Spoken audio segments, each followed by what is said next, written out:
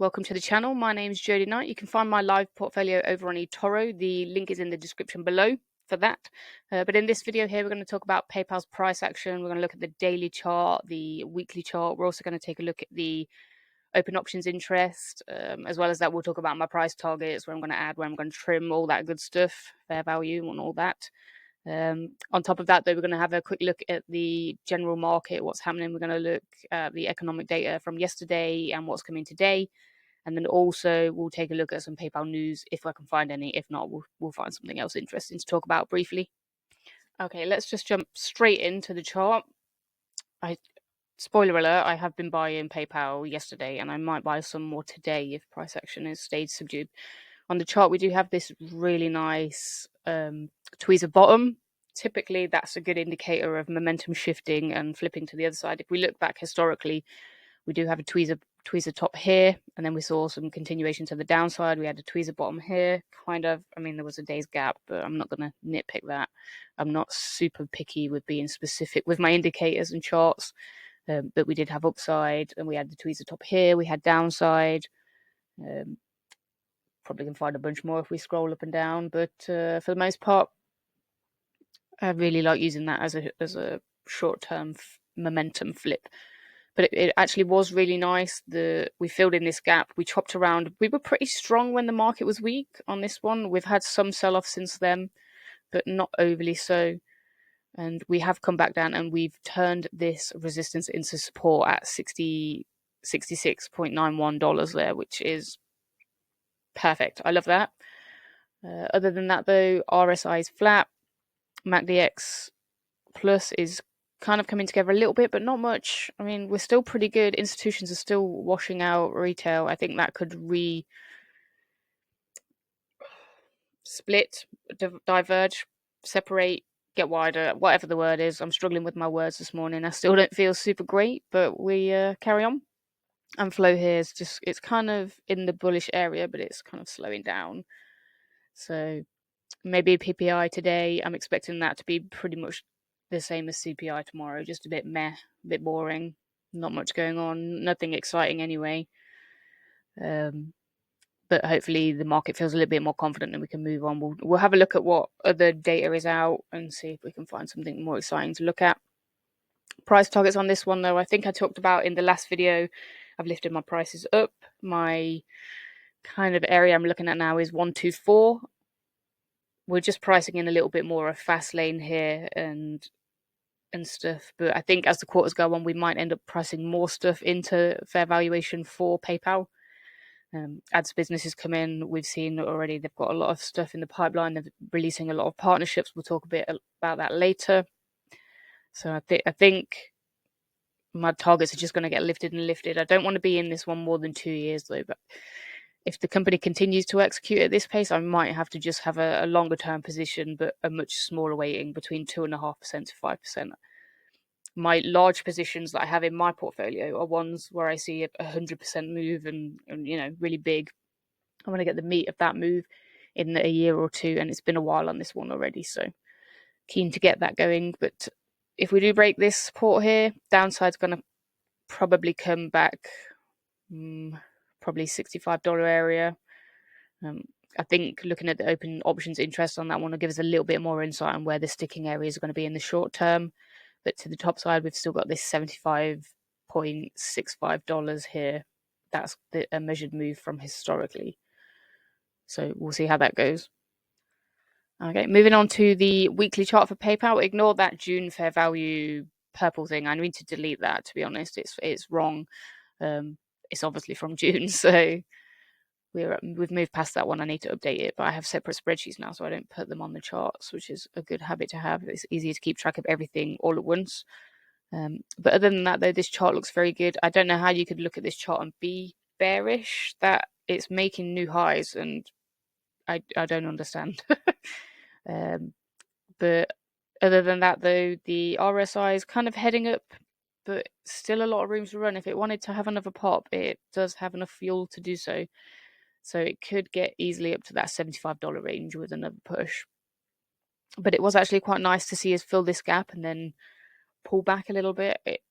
as nice as it would have been to smash through and come back a bit, I think it made sense looking at how extended this move here was with the 1, 2, 3, 4, 5 green bars. It did need a cool off. So I'm not shocked. I'm quite happy it did so, and it did it in a fairly controlled manner, sticking around this $70 area, which I like. Other than that, though, the MACDX Plus is looking like it wants to go mega bullish and give us a golden cross, which would be super happy. The institutions are a little bit weaker than I would like, so I'd like to see more of them coming out. But they've actually held very well through this drop and the lowering volume as well. I like that. And then flow is kind of bullish, but not overly so.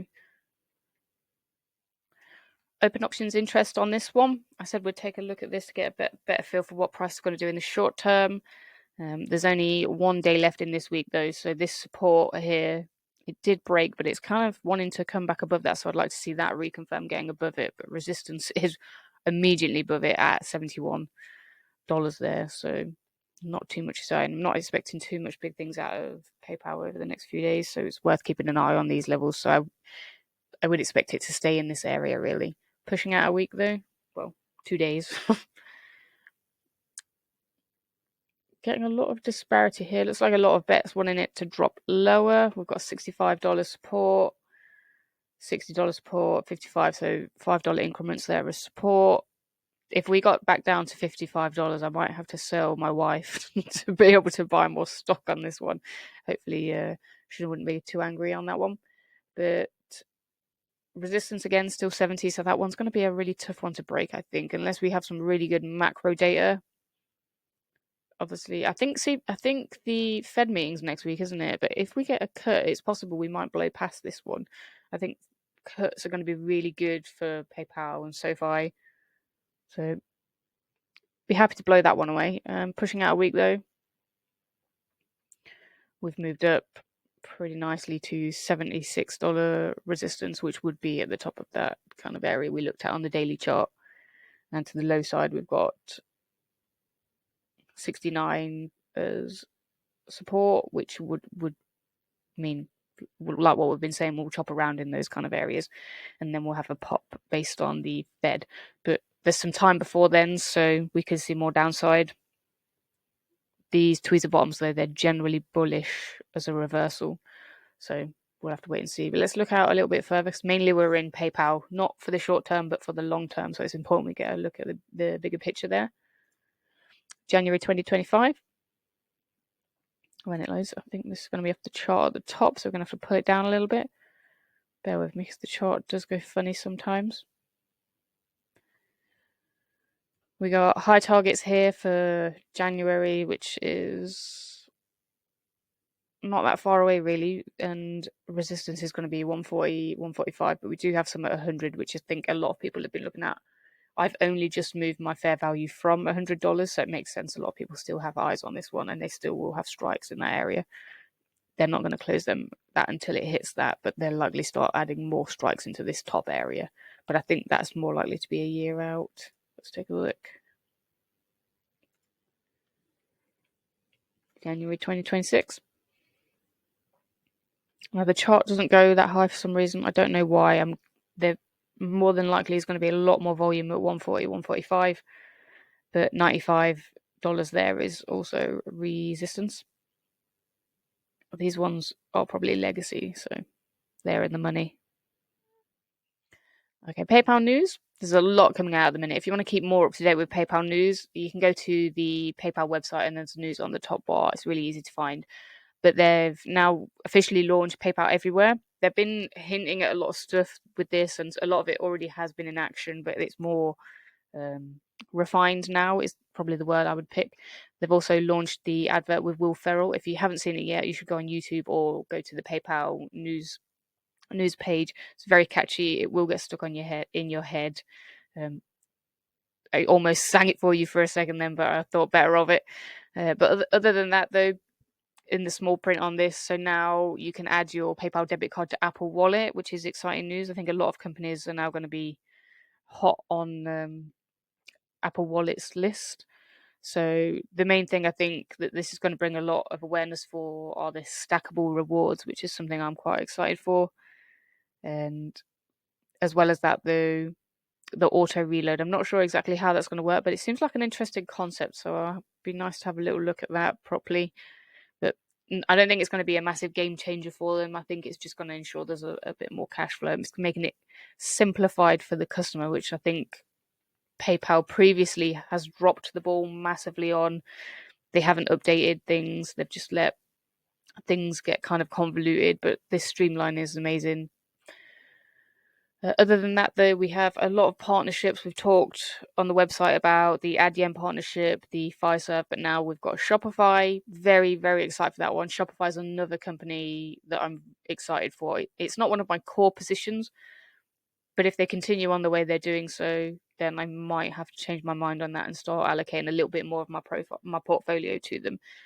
They do seem to be doing exactly what I want them to, which is the main thing. But now let's take a look at the macro. There's a bit more interesting stuff to talk about there as well. Macro data. Yesterday we did have the presidential debate, and I think for the most part, Trump did not do great. He sort of fell into the traps that were clearly laid out for him. He dug his own grave a little bit. Kamala as well. I think she did pretty well. She seemed like she practiced really well for this and prepped, but I think it didn't help that the moderators and the fact checkers were really gunning for Trump. They called up some stuff on him that I disagree that it was a lie or a falsehood. Some of it was actually more true than they indicated it was. And conversely, as well, some of the stuff Kamala said that she didn't get flagged for was not great. Some of the stuff she's changed her mind on very recently, and none of the fact checkers seem to want to ask any more questions about that. I think there's a list floating around on X as well. Some of the stuff, even I missed some of the stuff, but I'm not super into following American politics. I'm not really into following ours because I think they're a load of bullcrap. But I think I'm very interested in US politics mainly because I know which candidate's going to be better for my portfolio, and that is not Kamala.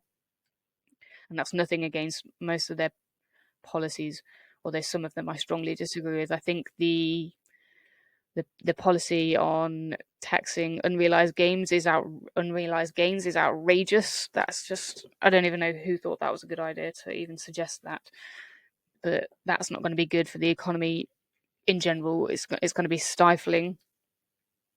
But other than that, the one saving grace we could have had would have been the core inflation, but it kind of came just in line. It was just average. It was meh. So core inflation rate month over month 0.3, core inflation rate year over year 3.2, inflation rate month over month 0.2, inflation rate year over year 2.4, and then CPI came a little bit lower, but nothing to really rage about. So for the most part, we just continued through the day. I think as the day wore on, people started to discuss more about the debate and realize it was a bit amiss. Just it wasn't as bad as it initially seemed. And after a while, the market was a bit like, yeah. And then I think tomorrow as well, we've got the PPI numbers, which I think they're probably going to be just as meh as the core inflation numbers. We're still looking at the same sticking areas. Shelter, still a big one. That's not going to unlock till rates come down. Obviously, we can see here the 30-year mortgage at the top there has come down a little bit. Expect that to continue to fall as rates come down as well. Mortgage applications didn't really pick up though, so people aren't really wanting to take advantage of that. So I think there's going to be a lot of holding off, waiting for rates to become more reasonable. So it's not going to happen straight away. There's going to be some lag there. Refinancing though, we could see more of a jump continuing that as people start to get to a point where they've got no option but to refinance. So that's one to keep an eye on. But for the most part as well, transportation services I think was a bit of a stickler. So insurance costs and stuff like that, but we know that's been bad. That should stabilize. I've talked about it before, but the insurance for cars runs in cycles, so it makes sense why things have gone up. It's not ideal. It's not the best, and it has been driving some cost, but we do what we can. Conversely to that, though, fuel is getting cheaper, so there should be some offset coming from that. That should really help. The only thing now to keep an eye on is really commodities. You don't want them to get too wild. Other than that, what else was on tomorrow?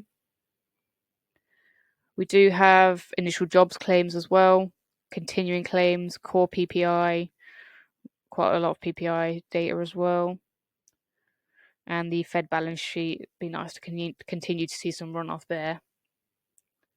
So, mixed bag. I think the market's been beaten up a bit more than it deserved.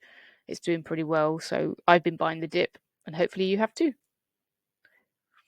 I think because I've just talked about it, I've got that goddamn PayPal advert song in my head now, so I'm probably going to go and sing that around my room for a little bit. But if you enjoyed this content, feel free to give this video a like, share it with your buddies, and subscribe to my channel. I'll be back tomorrow with more exciting stock updates.